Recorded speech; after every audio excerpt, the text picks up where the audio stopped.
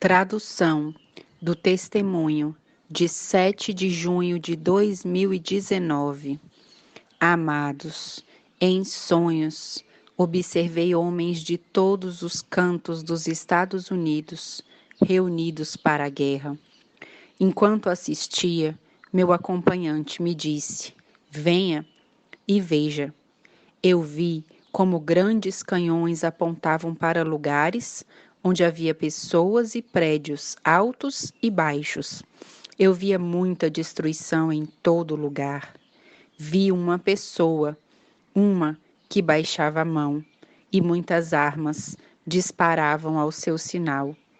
Este homem, vestido de branco, e embora falasse da paz e da conservação do meio ambiente em seu estado mais natural possível, deu a ordem para que todos esses canhões disparassem e destruíssem tudo em seu caminho.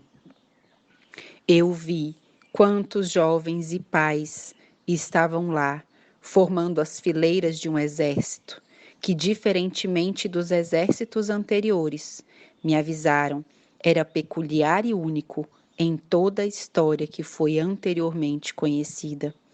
Foi uma batalha contra ideias e princípios, contra valores e dignidade. Foi uma batalha, disseram-me, contra a justiça e a verdade.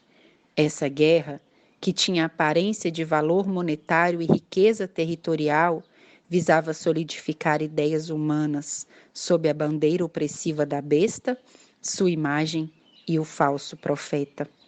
A destruição era tal que não havia forma humana nem força para restaurar o que foi destruído. Foi-me permitido saber que este desencadeamento não impediria qualquer humano, e como uma fera feroz, faminta diante de sua presa, assim seria.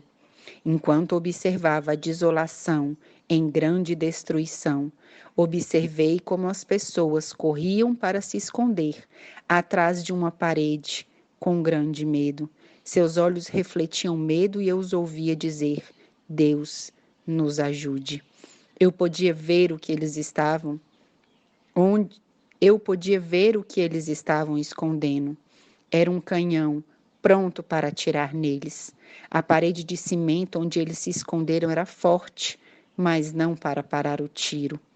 O disparo do canhão saiu, e quando estava prestes a colidir, não aconteceu como a força esperada e apenas balançou um pouco a parede. Então, meus olhos se abriram e vi como um anjo, com a mão, tocou a parede que havia sido impactada.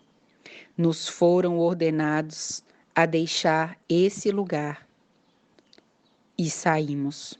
Havia algo no ar que apenas respirando já nos sentíamos doentes.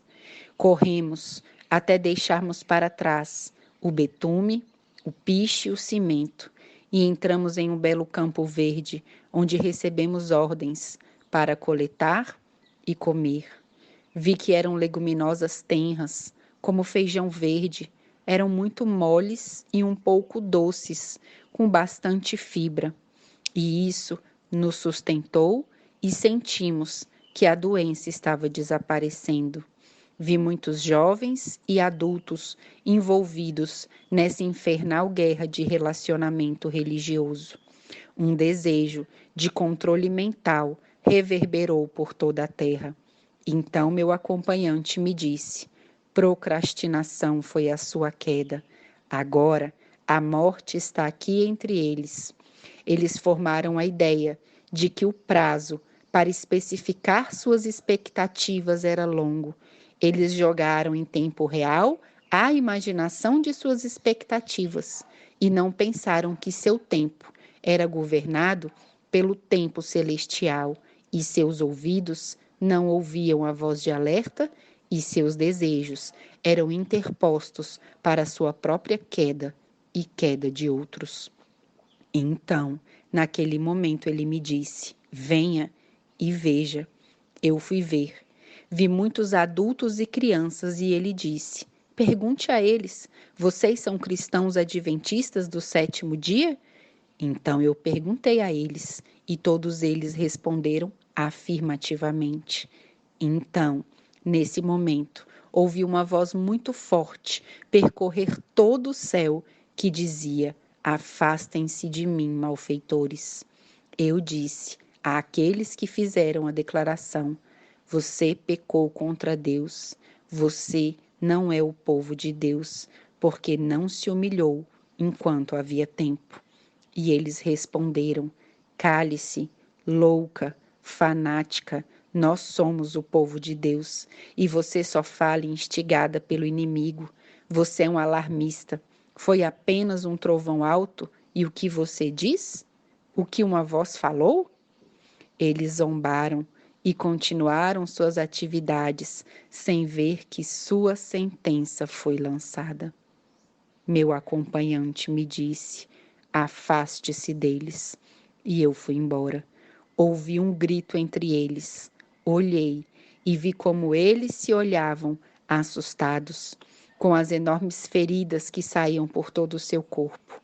Amados, aquela cena foi terrível, tudo era irrevogável. Não havia esperança para eles, e naquele justo momento eles souberam disso, sem erro e sem retorno. Choraram amargamente, imploraram, mas a voz deles não foi ouvida, porque rejeitaram o conselho e seus pés andaram em iniquidade.